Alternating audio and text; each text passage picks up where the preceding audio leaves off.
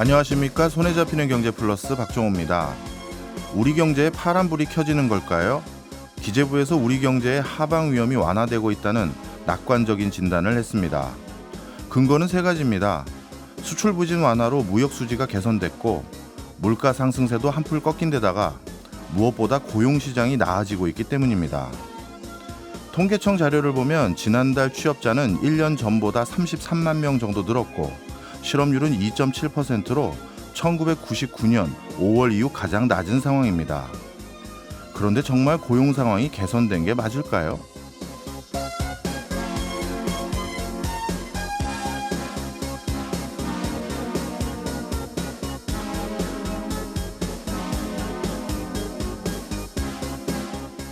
고용 지표가 개선된 건 청년 취업 증가가 아니라 황혼 취업이 늘어난 겁니다. 통계청에 따르면 지난달 60대 여성 취업자는 작년보다 14만 명 가까이 늘어 190만 명 수준입니다. 그런데 같은 기간 60대 여성 가운데 육아를 하느라 경제활동에 참여하지 않는 사람은 3만 명이었고, 전업주부는 167만 명이었습니다. 우리 사회에서 60대 여성들 가운데 취업자가 육아나 가사노동 중인 사람보다 많은 셈입니다. 현재 60세 이상 고령층의 경제활동 참가율은 관련 통계가 작성된 1999년 이후 가장 높은 상황입니다. 결국 고용 통계가 개선된 것처럼 보이는 건 청년들의 취업률이 개선된 게 아니었습니다. 은퇴 후 노년의 즐거움을 누려야 할 분들이 다시 취업을 하면서 취업률이 개선된 것이니까 어쩌면 경제는 더 어려워진 게 아닌가 싶습니다. 7월 17일 월요일 박종호의 손에 잡히는 경제 플러스 광고 듣고 시작합니다. 주식시장의 흐름을 알아보는 증시 열렸다 시간입니다. 오늘도 86번가 정광우 대표와 함께합니다. 어서 오세요. 네, 안녕하십니까. 예, 먼저 오늘 우리 증시 어떻게 흘러가고 있는지부터 살펴볼까요? 네, 지난주 증시가 참 좋았습니다. CPI 호조나 이런 부분들이 반영이 되어서 거의 매일 상승하는 모습을 보였었는데요. 이번 주 들어와서 첫 거래일에는 조금 쉬어가는 모습을 보이고 있습니다. 코스피는 0.14% 내리고 있고요. 반면 코스닥은 0.27% 상승으로 사실상의 거의 좀 보합권에서 플러스 마이너스 등락을 보이고 있다. 이렇게 말씀드릴 수 있을 것 같습니다. 네, 앞으로 우리 증시의 향방을 결정하는 게 어찌 보면 2분기 실적, 이거에 의해서 또 큰 흐름이 좌지우지 될 것 같은데요. 이제 2분기 실적 시즌도 개막했죠. 네, 맞습니다. 예, 이번 주부터 본격적으로 실증 시적이 시작된다고 제가 들었는데요. 이번에 특히 실적 시즌이 중요한 이유가 있다면서요. 네, 아무래도 향후 주가의 향방을 가르게 될 중요한 실적 시즌이기 때문에 그러한 것 같습니다. 예, 보통 우리가 주식을 할 때 주식이라는 것은 실적하고 같이 움직인다라고 생각을 합니다. 근데 증시가 한번 굉장히 안 좋은 이후에 반등할 때 그때 당시의 모습을 보면 실적이나 아니면은 현실은 별로인데 그 상황 속에서 주가만 딱 상승을 하는 경우도 있거든요. 예, 지난 몇 달간에 어떻게 보게 되면은 미국 기준으로요. 2022년 4분기, 23년 1분기가 전년 동기 대비 실적이 역성장을 했습니다. 예, 그러니까 감소를 한 것이죠. 예. 그 전년도 대비해서요. 그런데 증시는 그때부터 바닥을 잡고 지금 많이 올라왔다라는 것이죠. 맞아요. 그러다 보니까는 지금부터는 실적이 좀 잘 나오는 것도 동반이 되어야 더 올라갈 수 있는 힘이 생긴다. 그러다 보니 이번 실적 시즌에 이렇게 좀 관심을 기울이고 있는 것이다라고 말씀드릴 수 있을 것 같습니다. 네. 미국도 이번 주에 테슬라, 넷플릭스 같은 대형 기술주들이 실적 발표를 앞두고 있다고 들었습니다. 이번 미국 실적 시즌에도 역시 특이한 점이 있다고 들었습니다. 미국은 일단 실적 시즌에 대해서 우리가 공부를 할때 네. 그 예상치 대비해가지고서 항상 잘 나오는 시장이다라는 거를 좀 이렇게 염두에 두셨으면 좋겠어요. 그러니까는 미국은 어떤 특징이 있느냐 하면은요, 실적이 예상보다 굉장히 못 예. 나온다라는 것은 갑자기 예상 못한 악재가 터져가지고서 그것이 실적이 반영이 돼서 예상 대비 못 나오는 것일 거잖아요. 예. 근데 이런 경우는 미국에서는 문제가 될 수가 있습니다. 뭐냐 하면 투자자들에게 주요하게 알려야 될 점을 알리지 않았다. 그걸 소홀히 했다라는 걸로 해서 실제로 이거 관련해서 소송도 걸기도 하거든요. 예. 그러다 보니 기업들이 최대한 본인들이 가지고 있는 안 좋은 점이나 이런 거를 미리 알립니다. 그리고 눈높이를 최대한 낮추려고 노력을 하거든요. 그래서 미국은 보통 눈높이가 낮고 그래서 그래서 실적이 나올 때 보면은 대부분의 기업들이 예상치 대비 더 좋은 실적을 발표를 하는 것이 아주 일반적이다라고 말씀을 드릴 수 있을 것 같아요. 그래서 이 비율이 어느 정도이냐 실제 숫자로 말씀을 드려보면 지난 5년 평균으로 보면은요. 애널리스트들의 예상치 대비해서 실적을 상회하는 그런 실적을 내는 기업의 비중이 77%에 이르고요. 거의 10개 기업 중에서 8개네요. 네, 그렇습니다. 지난 10년 기준으로 보게 되면은 73% 정도가 네. 이제 그 추정치 대비해서 더 좋은 실적을 기업들이 발표한다. 근데 뭐 한국은 네, 조금 뭐 반대로 가고 있는데 예. 편하게 말씀 주세요. 우리 한국의 실적 발표의 특징은 어떻습니까? 한국은 보통 하회하는 기업의 비중이 더 높습니다. 참. 예, 그러니까 그 우리는 오히려 좀 안 좋은 게 있을 때는 모르겠어요. 이 부분을 공유를 잘 안 하려고 하는 특징이 있는 것 같고요. 그리고 그런 사실을 알게 되었을 때 가령 그 이제 레포트 쓰는 애널리스트 분들께서도 좋지 않은 내용을 굳이 쓰는 거에 대해 가지고선 좀 조심스러운 것이 아닌가. 그 통계 같은 것들 종종 보시면은 우리나라는 매수 의견이 대부분이고 사실상 매도 의견을 내지 않는 나라다 이런 얘기를 하잖아요. 네. 근데 미국은 이제 그렇지가 않은 것이죠. 음. 그래서 우리의 경우에는 보통은 기업 이제 실적 시즌에서 좀 못 나오는 경우가 더 많다인데 그러니까는 이걸 가지고서 반대로도 이용을 해볼 수가 있습니다. 그러니까 반대라는 것은 뭐냐 하면 그렇게까지 실적 시즌에서 항상 좀 부진한 모습을 보이는 시장인데 만약 예상치 대비해 가지고서 좋은 실적을 내고 있다. 그렇다라고 하면 이거는 정말로 실적이 좋은 거거든요. 예. 보통 한국 증시가 좀 힘을 많이 받아가지고 갈 때 보면 그러한 현상이 나오게 됩니다.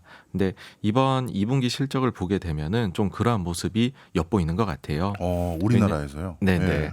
그러니까 계속 해가지고서 정말로 주구장창 실적 추정치가 낮아지고 있었거든요. 예. 근데 이번 2분기 실적 시즌을 앞두고서는 약간 한 달 전부터 어닝 추정 이제 실적 추정치가 상향이 일어나게 됩니다. 근데 그 상향된 것보다도 더 좋은 실적을 지금까지는 대체로 기업들이 기록을 하고 있습니다. 그러다 보니까는 이런 경우는 어떠냐 하면은 상향이 일어나는 데다가 그보다 더 좋은 실적을 내고 있다라고 하면은 뭔가 우리 기업들은 굉장히 경기에 민감한 산업들이 많거든요. 네. 그러니까 경기 측면에서는 돌아서는 초입에서 보통 이런 현상들이 나타납니다.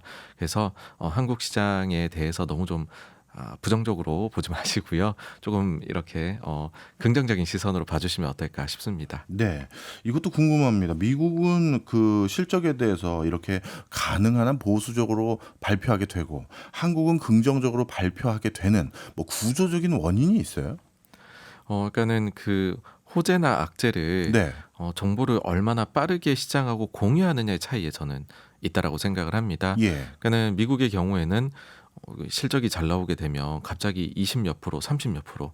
그러니까는 좀 이해가 안 가실 때가 있을 거예요. 예상치 대비 불과 한 3%, 4%밖에 더 잘 나온 게 아닌데 예. 그렇게 대단하게 어닝 서프라이즈가 나온 게 아닌 것 같은데도 뭐 두 자릿대로 주가 뛴단 말이죠. 반대로 실적이 예상치 대비 1, 2% 정도밖에 부진하게 안 나왔는데 갑자기 10%, 20% 빠지기도 한다는 예. 겁니다. 그러니까 그거 자체가 뭐냐 하면 굉장히 많은 정보를 공유를 하고 이미 어느 정도 보수적으로 실적을 추정을 해놨는데 가령 그것도 충족을 못 시켰다라고 해버리면은 철퇴가 내려지는 거죠. 예. 반대로 호재가 나오는 거에 있어 가지고서 완전히 다 공개가 된 정보는 이미 모든 게 반영이 돼 반영이 있어서. 되고 근데 그거가 정말로 이제 지금 반영이 안 돼 있는 정도라고 하면 그 뉴스는 대부분의 투자자가 모르고 있다라는 거죠. 예. 그러니까는 그게 반영될 땐 탁 튀어오르는데 한국은 좀 나쁜 관행인데 소위 말해 위스퍼 넘버라는 것이 있습니다. 위스퍼 넘버요? 예, 그러니까는 귀에다 대고 속삭이는 거죠. 예. 뭐 예를 들어 너만 알고 있어. 여기가 이번에 실적이 좀 잘 나올 것 같아, 못 나올 것 같아. 음. 그런 소문들이 너무 많이 돕니다. 예.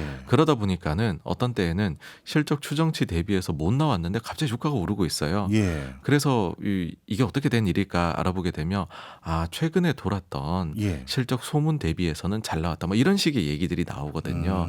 그러니까는 우리하고는 좀 정보 공개의 차이에서 상당한 격차가 있고 그런 점이 이런 결과를 만들어내는 것 같습니다. 네. 하여튼 우리나라 증시와 미국 증시는 뭐가 달라도 좀 뭐가 특이하게 그렇습니다. 달라요, 구조적으로. 예. 예. 다시 본격적으로 미국의 2분기 실적 발표와 관련해서 여쭤보겠습니다. 특히 이번 2분기 실적 발표의 관전 포인트 뭐 이런 게 있다면 우리가 뭘 중요시 여겨야 될까요? 네, 가장 중요하게 보셔야 되는 부분은 결국 예상치 대비해 가지고서 상회 폭이 어느 정도 될 것이냐입니다. 앞서도 말씀드렸듯이 미국은 늘 실적 추정치를 상회하는 기업들의 비중이 높습니다. 예. 그러니 시장의 시선은 어디로 가느냐 하면 상회하는 기업이 더 많은 건 당연하고 그러면 그 상회를 할 때 상회 폭이 예를 들어서 100원을 예상했는데 101원이 나오든 아니면 110원이 나오든 상회는 한 거잖아요. 예. 그런데 101원 1% 상회한 것과 110원 10% 상회한 거는 그 강도가 굉장히 차이가 난다는 거죠. 그렇겠죠. 그래서 그 상회 폭이 어느 정도로 음. 잘 나오느냐 여기에 대해서 관심을 기울일 수밖에 없고요. 그랬을 때에 지금 이번 실적 시즌을 좀 기대하는 바는 어떤 게 있냐 하면은 일단 추정치 눈높이가 낮다라는 겁니다. 네. 그러니까는 한두 달 전에 대비해 가지고서 오히려 지금 이번 실적 시즌에 대한 눈높이는 한 1~2% 낮아져 있어요. 그러니까 워낙에나 그 실리콘밸리 은행 사태나 이런 것들이 터지고 나니까 애널리스트들의 추정치는 굉장히 보수적인 거죠. 예. 근데 기업들이 자신감을 보이고 있습니다. 그러니까는 미국의 기업들은 보수적으로 얘기한다 말씀드렸잖아요. 예. 그래서 본인들의 실적 추정치, 가이던스라고 얘기하죠. 그걸 얘기할 때 부정적으로 말하는 기업의 비중이 늘 높습니다. 예. 그래서 지난 10년 평균으로 보시게 되면 부정적으로 이야기하는 기업의 비중이 66%예요. 예. 근데 이번 실적 시즌 앞두고서는 60%입니다. 그러니까 부정적으로 말하는 기업들이 적은 상황에서 근데 애널리스트의 추정치는 최근에 또 조금 더 내려간 상태에서 실적 시즌에 돌입을 하니까 예. 이번에 상회 폭이 예상보다 좀 더 잘 나오지 않겠느냐라고 생각을 하는 거죠. 이제 상회 폭은 어느 정도냐 하면은요. 과거 5년 평균으로는 예상치 대비 8.4%가 나왔고요. 더 잘 나왔고요. 10년 평균으로는 6.4%가 더 잘 나왔었습니다. 근데 지난 21년도 4분기부터 그러니까 증시가 본격적으로 이제 나빠지기 시작한 시기죠. 예. 그때부터 보시게 되면 상회하는 폭 자체가 이 5년 평균치 아래로 떨어졌었고요.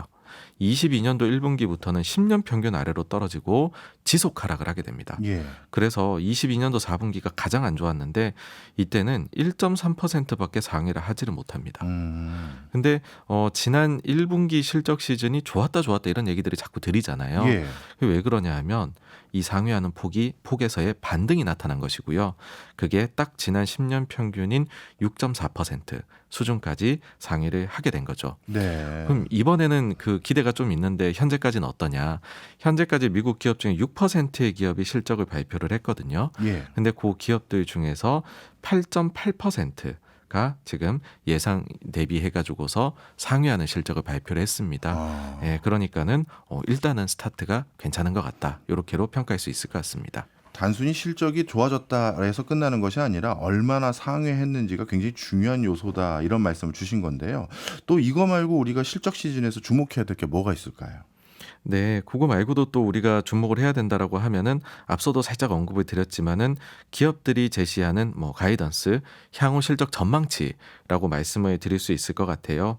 그러니까 지금 전망치대로 흘러가게 된다라고 하게 되면 이제 22년도 4분기, 23년도 1분기 그리고 요번 2분기까지는 전년 동기 대비로는 역성장으로 이미 가정이 들어가 있거든요. 예. 그런데 지금의 이런 좀 보수적으로 보는 상황에서도 23년도 3분기부터는 드디어 절대적으로도 전년 동기 대비로 같은 시기랑 대비해서 실적이 이제 증가하는 구간에 들어가게 됩니다. 그러니까는 만약에 이번 실적 시즌에서 예상치 대비해서 상회 폭이 과거에 좋았던 수준을 회복을 또 하고 그럼 2개 분기 연속 상회를 하게 되는 거죠. 괜찮게. 네. 거기에다가 절대적으로도 다음 분기에는 이제 이익이 전년 동기 대비해서 증익으로 들어간다.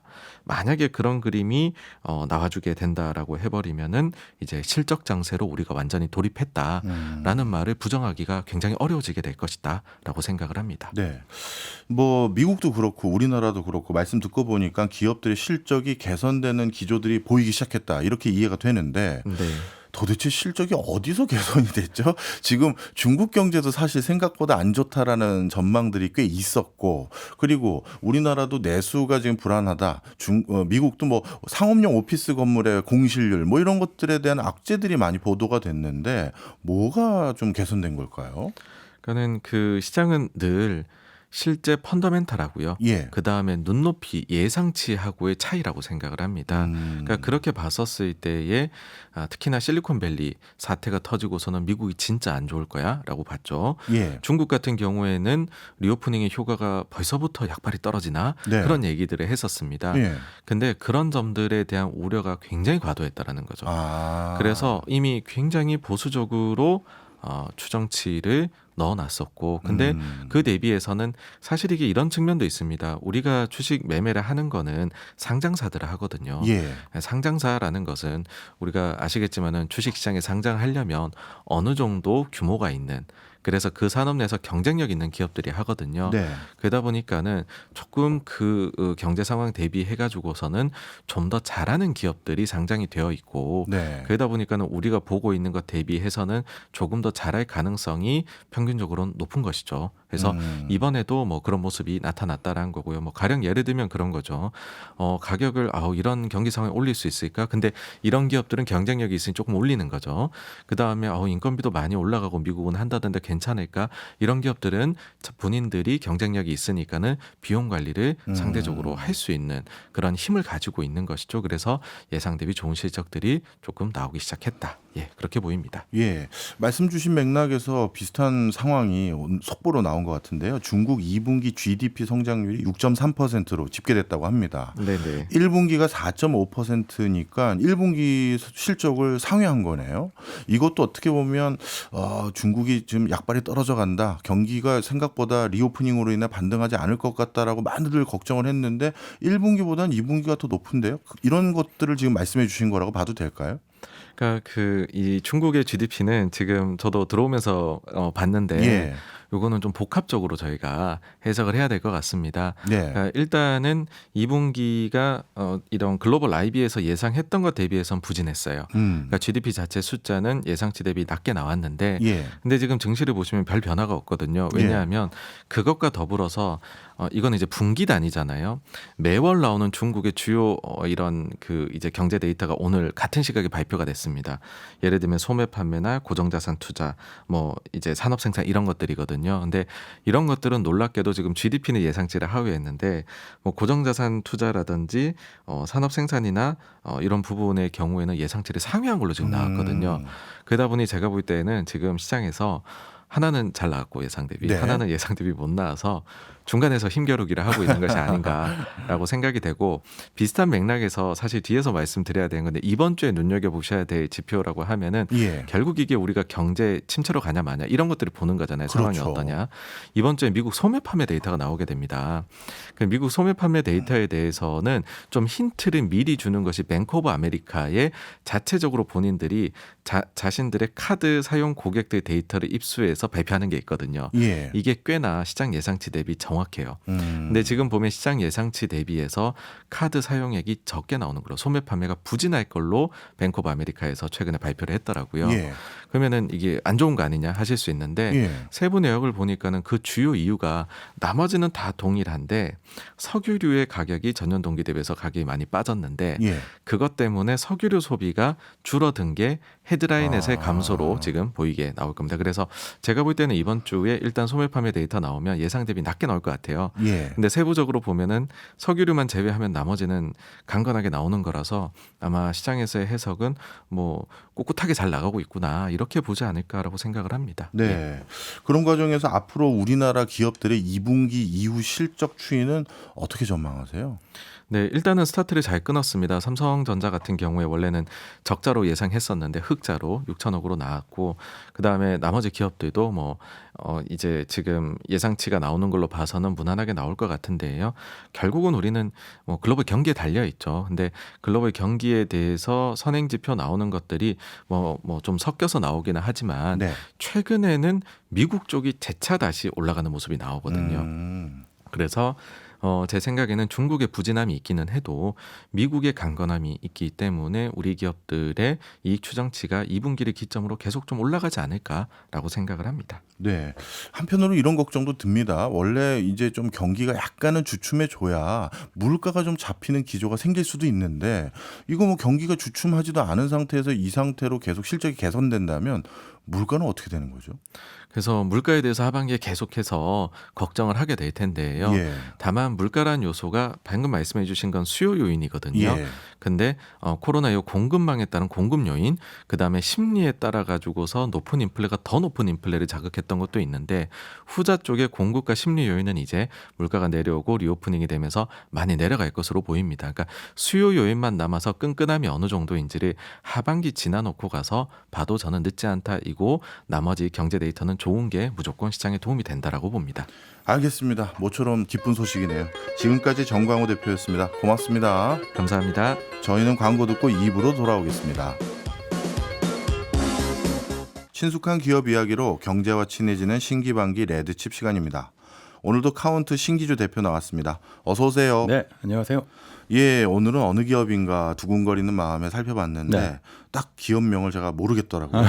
이런 경우는 대부분 제 예감이 네. 제약회사거든요. 맞아요. 제약회사예요. 네. 제약회사 이름은 참 처음 들을 때가 많아요. 네. 오늘 기업이 노디스크, 네. 노르디스크라고 해야 됩니까? 노디스크라고 해야 됩니까? 노르디스크가 맞을 거예요. 덴마크어로는. 네, 예. 노디스크라고 발음하는 게 우린 편한데 예. 뭐 지난주에 이케아 소개해드렸잖아요. 네. 거긴 이제 스웨덴 베이스 회사고 네. 덴마크로 성장했죠.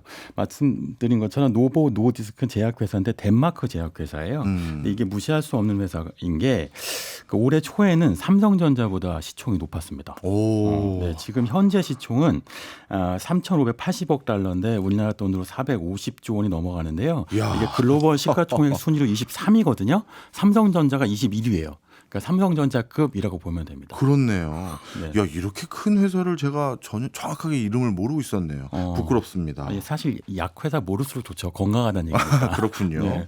예, 글로벌 제약회사 전체 업계 순위에서 몇 위에 해당돼요? 3위인데요. 이것도 예. 좀 놀라워요. 1등이 일리아 릴리라는 미국 회사고 예. 2등이 우리도 잘 알고 있죠. 존슨앤존스고. 알죠. 그리고 P&G가 24위라서 4위예요. 그러니까 예. 제약회사 순위 3위인 건데 예. 우리 왜 코로나 때 화이자, 모더나 이런 회사 이름 많이 들어봤잖아요. 그러니까요. 이건 이제 코로나 백신 때문에 반짝 올랐는데 예. 찾아보니까 모더나 지금 373위까지 떨어졌습니다. 이야. 그러니까 시대 트렌드가 바뀌었는데요. 화이자는 몇 위예요? 화이자는 51위예요. 예. 그러니까 그 코로나 백신으로 반짝 떴던 회사들이 지고 노보 노디스크라는 회사가 올라간 형국입니다.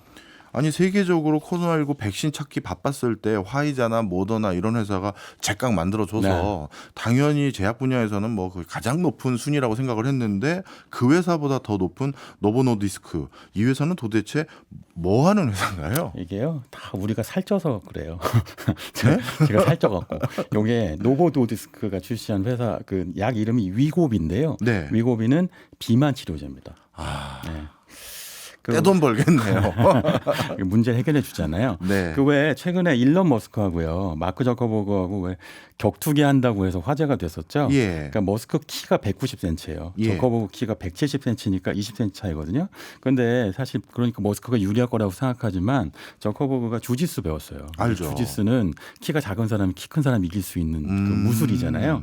그러니까 저커버그가 유리하다고 봤는데 그러니까 머스크가 한 얘기가 나 다이어트 안 할 거야라고 한 겁니다. 예. 다이어트 원래 다이어트를 하기 전에는 100kg이었고요. 예. 다이어트 한 다음에 85kg이 됐거든요. 네. 근데 당시에 다이어트를 했던 지난해에 어떻게 다이어트를 했냐고 말하자면 100kg에서 85kg 어떻게 살 뺐어요? 했또 물어봤더니 금식을 했고요. 그리고 위고비 썼어요라고 트위터에 올린 겁니다. 아. 화제가 됐어요. 이것 예. 때문에 완전히 난리였는데 말하자면 이런 머스크나 또는 그 인플루언서 중에 킴 카다시안 같은 인물들이 위고비를 주사를 맞고요. 그리고 다이어트가 됐다는 게 간증이 되면서 화제가 돼서 지금 미국에서는 위고비가 없어서 못 팔 정도로 품귀 현상이 일어나고 있는 비만 치료제예요.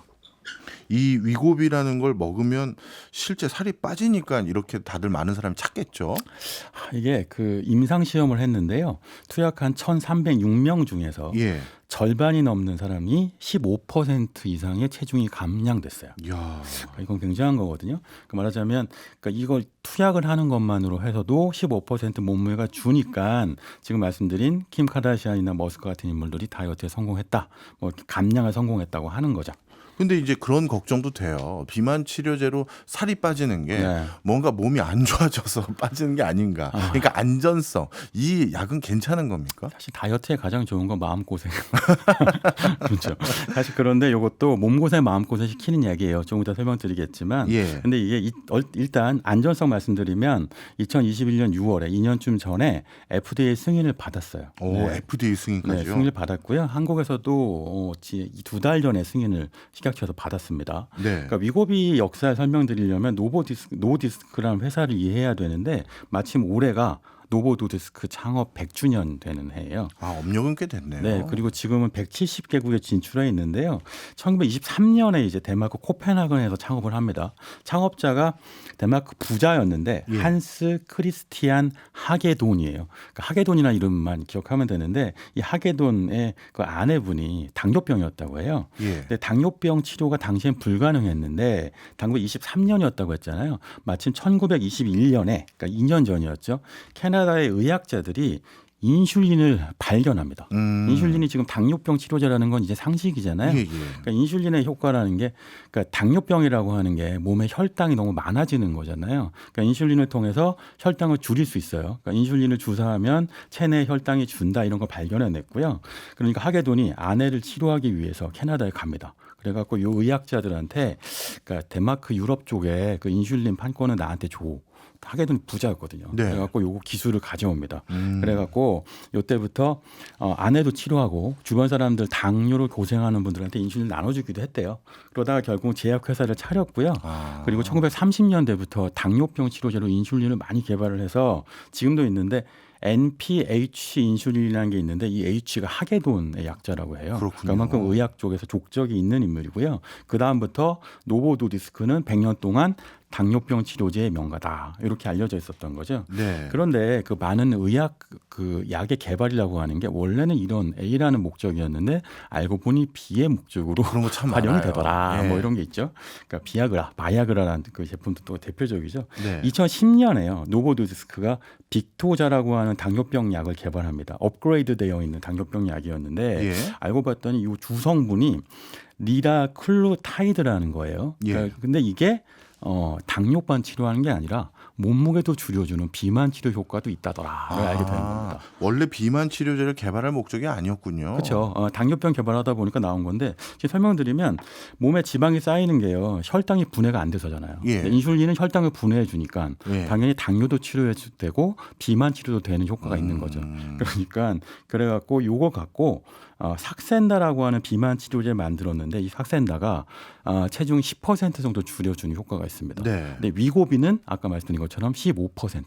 훨씬 강력하죠. 그러니까 이거 덕분에 사실 삭센다로 비만 치료제 시장을 싹 점령하고요. 그리고 이번에 이제 위고비를 개발했는데 위고비 역시도 당뇨병 치료제라고 하는 오젬픽이라는 그 약이 있어요. 네. 요거하고 위고비가 사실은 이음 동의약이거든요. 네. 효능이 같아요. 예. 그러니까 이걸 통해서 결국은 미국에서 승인을 받아서 미국에서 2021년 하반기에만 2,400억 원 정도 매출이 나왔고요. 특히 미국에서 잘 팔릴 것 같아요. 미국은 좀 약간 비만이신 분들이 많잖아요. 그러니까 통계적으로 보면요. 미국 성인 3명 중에 1명이 비만이에요. 오. 그러니까 당연히 말씀하신 것처럼 큰 시장이고요. 예. 그러니까 폭풍 인기, 폭풍 감량, 폭풍 매출, 폭풍 주가까지 이어지게 되는 겁니다. 네. 그러니까 이렇게 쭉 이어진 게 노보노디스크 역사고요. 그래서 사실 당뇨병하고 비만 치료제가 이음 동의약으로 쭉 성장하는 두 가지 축이죠.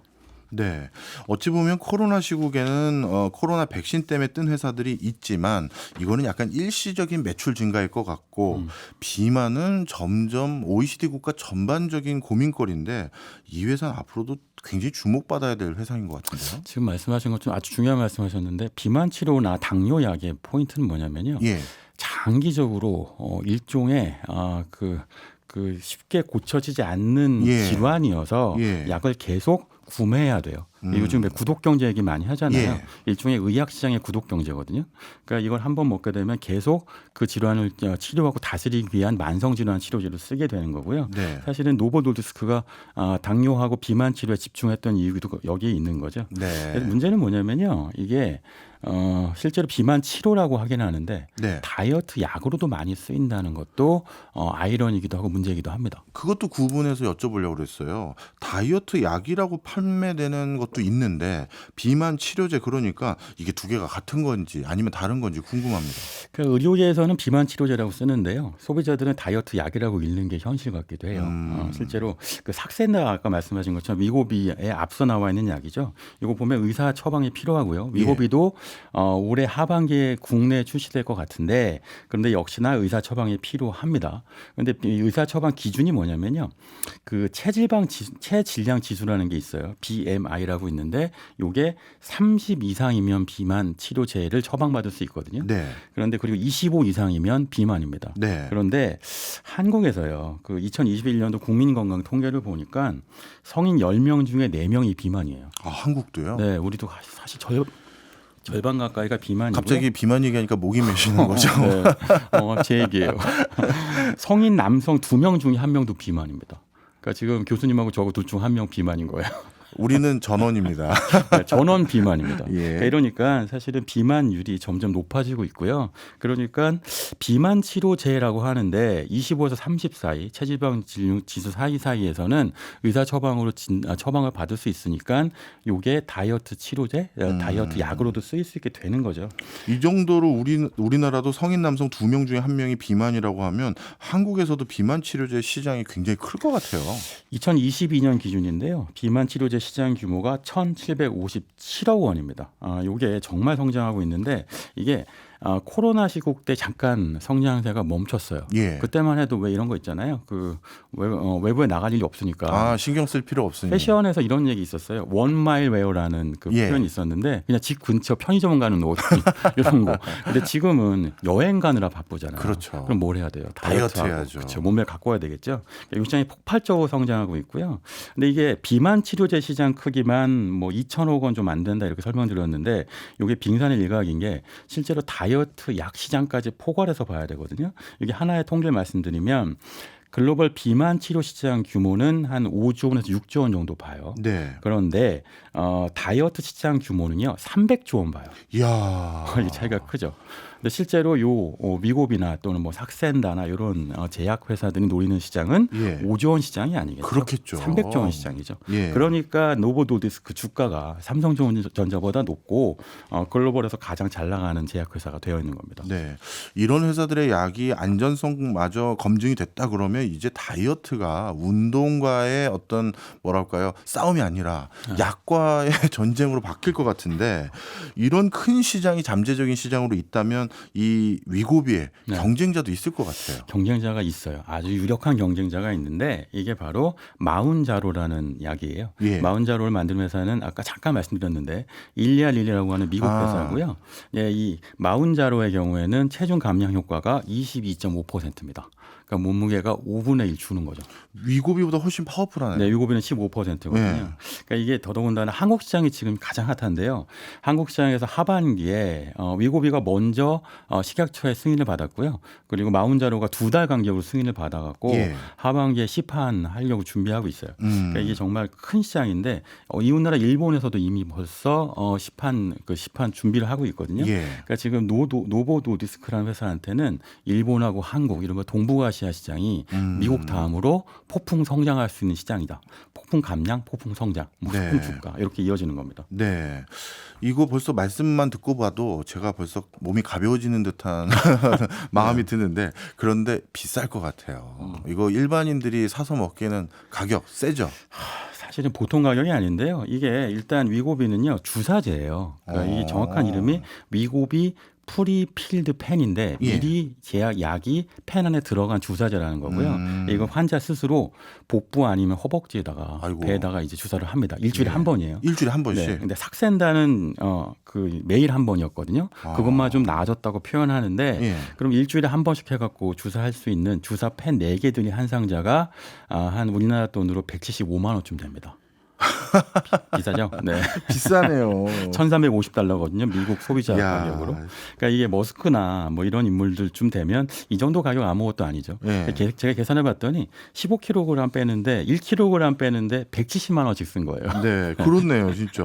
계산은 그렇게 될 수 있는데 네. 여기에 꼼수가 있어요. 뭐냐면 원래는 68주 동안 주사를 해야만 매주 한 번씩 예. 68회 그래야지 15% 감량이 되거든요. 그럼 약간만 해도 이거 뭐 2천만 원 넘을 것 네, 같은데요? 2,500만 원 가까이 돼요. 네, 엄청 비싸죠. 근데 여기서 함정이 있는 게 뭐냐면 처음에 초반에 한 12주, 16주 정도 사이에 굉장히 많이 빠집니다. 아. 10% 정도 가까이 그 감량이 되거든요. 예. 그러니까 이런 생각할 수 있죠. 한 4달 정도 위고비 아니면 삭센다 이런 거 주사 맞고 그리고 나서 그 다음부터는 안 맞아요. 안 맞는다. 예. 뭐 이렇게 하려고 하는 거죠. 예. 그렇게 되면 이때까지 한 10% 정도, 12% 정도 감량이 되니까 예. 이때까지 약값이 한 350만 원, 약값만 그렇게 해요. 예. 이렇게 계산할 수 있는데 이렇게 하니까 이제 카다시안, 머스크 이런 유명 인물들이 이렇게 해서 감량을 했던 거죠. 아, 그렇군요.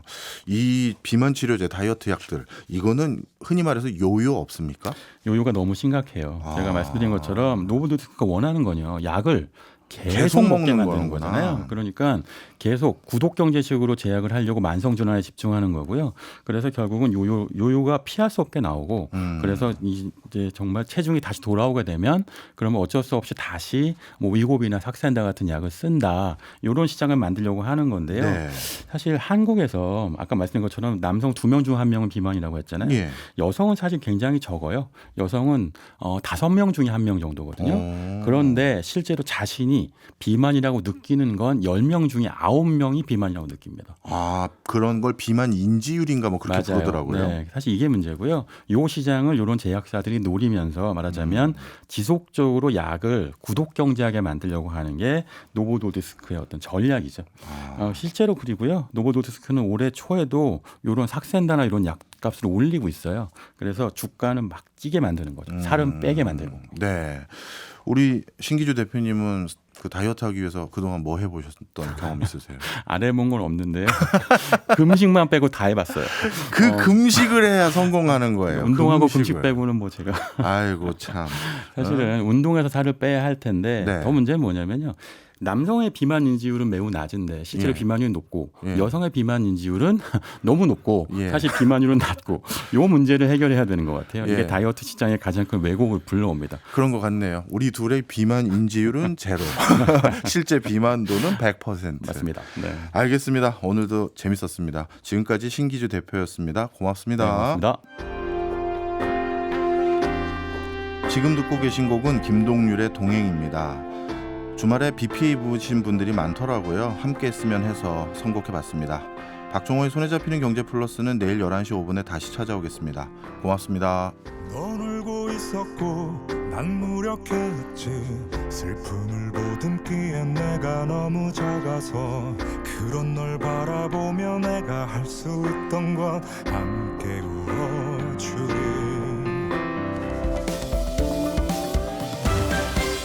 경제생활의 플러스가 되는 아주 경제적인 시간. 박정우의 손에 잡히는 경제 플러스.